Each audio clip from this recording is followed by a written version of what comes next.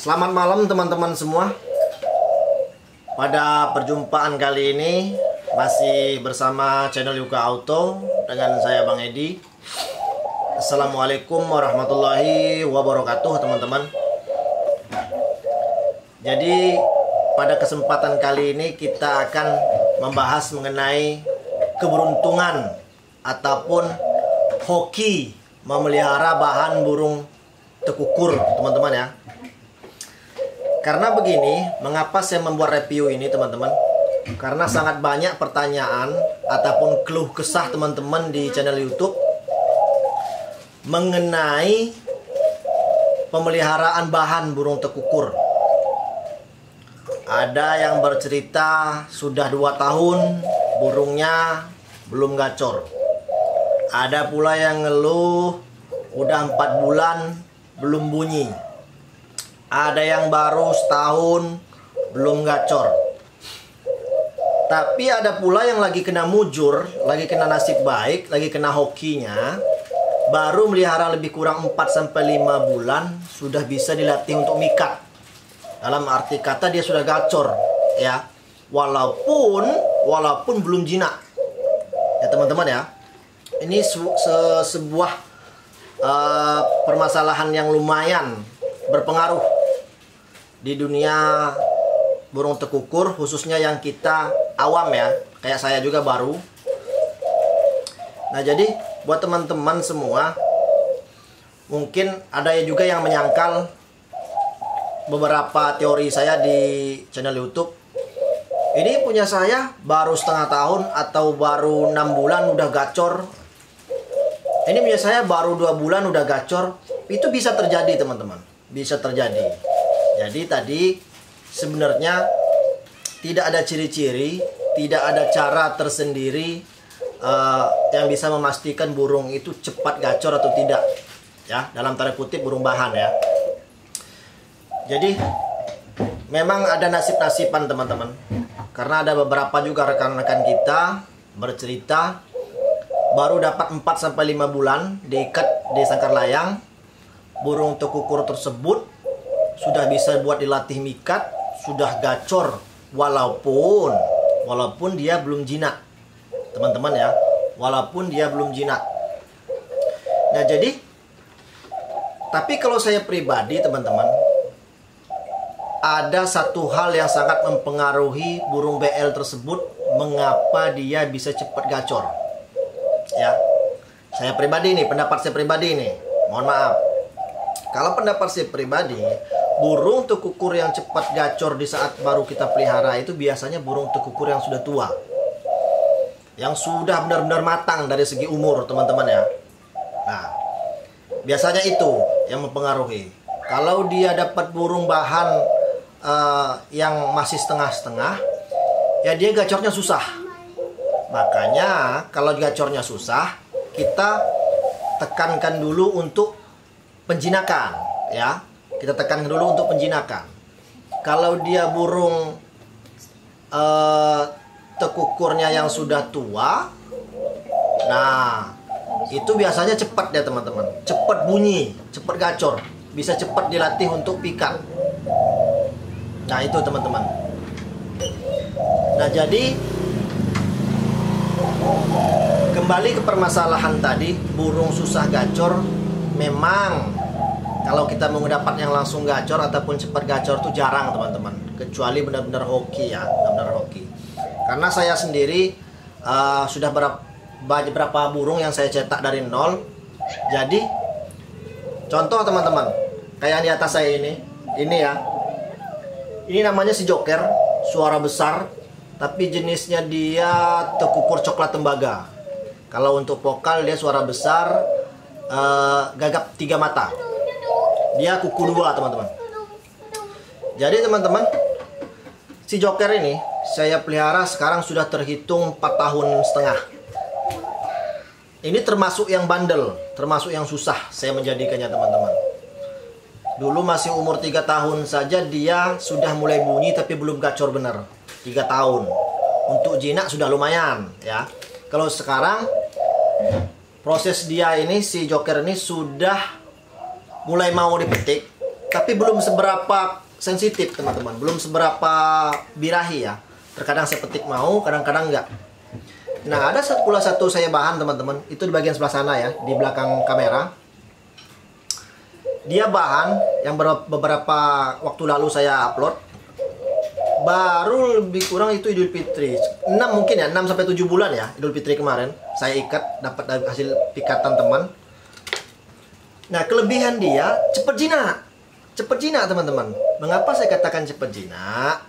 Karena sudah kelihatan di saat saya letakkan di paha seperti ini, di kaki seperti ini, dia sudah tidak gelabakan lagi teman-teman. Tidak gelabakan, tidak. Kan ada kan bahan itu di saat baru kita ikat tuh, ada yang udah umur setahun tuh masih kayak setan. Gerabus, kayak mau mutusin tali teman-teman ya. Nah, mungkin saya lagi kena hoki nih teman-teman. Lagi mujurnya. Pertama, kelebihan dia baru mungkin 5 bulan 6 bulan dengan saya, dia nggak seberapa giras. Paling kalau saya mau mengganti pakannya, dia mengangkat sayap. Tanda dia takut ya. Tapi untuk giras nggak lagi. Nah, yang kedua kelebihan dia itu mungkin hoki saya juga. Bahkan teman saya bilang, nah mujur kamu ini katanya. Di saat burung saya ini, si nama bujang ini, yang bahan 5 bulan ini, saat dia gelabakan, dia nggak jatuh ke bawah sini teman-teman. Di saat dia gelabakan, dia langsung balik lagi ke tangkring. Kayak modelnya pikat anting seperti itu. Masalah gacor, dia udah buka suara. Kuku 2, jenis sedang tapi lantang. Dia bisa saya katakan sudah puas dengan waktu pelihara segitu, 5-6 bulan. Waktu dia bersuara ini jam sore, jam 5 sore sama sekitar jam 10 malam. Durasi dia bersuara itu lumayan teman-teman, sekitar 1 menit lebih tanpa henti ya, tanpa henti. Nah, jadi benar teman-teman, jadi hoki-hokian kita melihara tekukur nih. Tidak bisa pula teman-teman berpatokan dengan teori saya, dengan teori-teori yang lain. Tidak bisa dibuat patokan. Kita harus menilai sendiri, harus bisa menelaah sendiri teman-teman ya. Jangan kata Bang Edi katanya saya harus begini, dia sekian tahun baru bisa jinak. Enggak bisa kayak gitu teman-teman. Teori ini kita menarik garis tengah secara umum ya. Tapi di balik layar atau di balik teori itu ada hoki-hoki ataupun keuntungan ataupun nasib baik ownernya, nasib baik kita sendiri pribadi. Jadi kayak perkutut juga sama seperti itu. Tapi sekarang kita pembahasannya tekukur. Jadi begitu teman-teman ya. Jangan pula, tapi ada pula yang heran, punya saya udah 2 bulan atau udah 4 bulan atau udah setahun tapi kok belum jinak, belum gacor. Ya kalau kita menarik secara umum, emang belum teman-teman. Memang belum waktu segitu. Biasanya itu kalau dia normalnya itu, kalau dia umumnya itu sekitar 3 tahun. Sudah mulai dia, kita petik, kita elus, dia nggak gelabakan lagi, nggak giras-giras lagi. Seperti itu biasanya.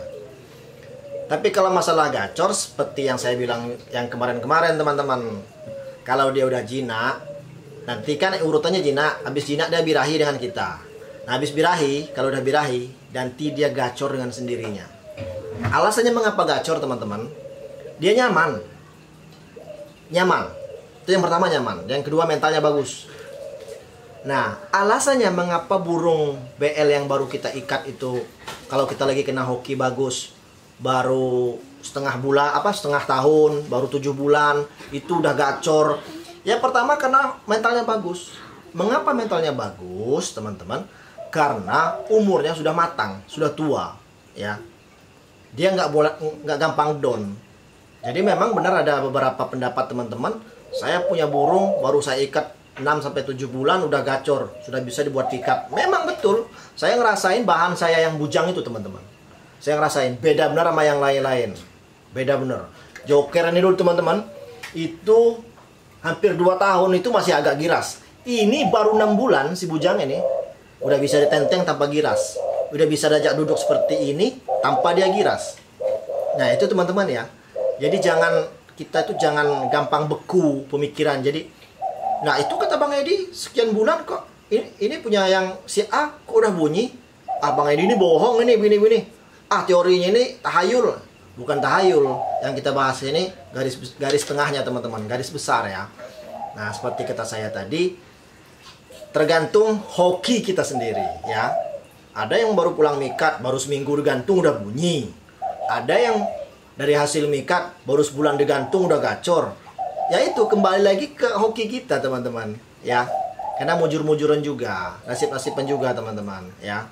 Mungkin dari aura ya mungkin ya bisa terasa sama burung-burung ini. Apalagi kalau kita memeliharanya melibatkan perasaan. Kita sayang, kita kasihi, ya kita rawat dengan baik. Insya Allah ya mereka juga punya perasaan, punya insting. Nah itu teman-teman ya cerita panjang kita pada malam hari ini. Ya sebagai gambaran buat teman-teman semua agar tidak terlalu terfokus dengan teori ya. Boleh dibuat acuan tapi jangan terlalu jangan terlalu dipatoki. Contoh misalnya, kayak pemberian jamu ya. Kalau saya pribadi jamu itu saya berikan 2 minggu sekali dengan porsi 2 butir setelah mandi ya. Nah mungkin teman-teman burungnya nggak cocok, misalnya dikasih 2, misalnya kasih 1 aja, atau dikasih 2 nggak mempan kasih 3, atau 2 minggu sekali pemberian itu terlalu panas atau terlalu bahaya ya, mungkin bisa menerapkan sebulan sekali ya. Itu teman-teman, tapi teori yang saya jelaskan itu secara garis besar dan cara saya pribadi teman-teman. Tapi kalau teman-teman yang lain punya cara-cara yang lebih mantap, nah itu lebih bagus, boleh kita sharing-sharing. Saya juga harus belajar banyak, kita sama-sama belajar. Nah, itu teman-teman ya dari saya. Semoga cerita kosong pada malam hari ini bisa bermanfaat dan bisa berguna buat teman-teman semua. Jika ada kalimat yang salah saya mohon maaf kepada Allah Subhanahu wa taala. Assalamualaikum warahmatullahi wabarakatuh.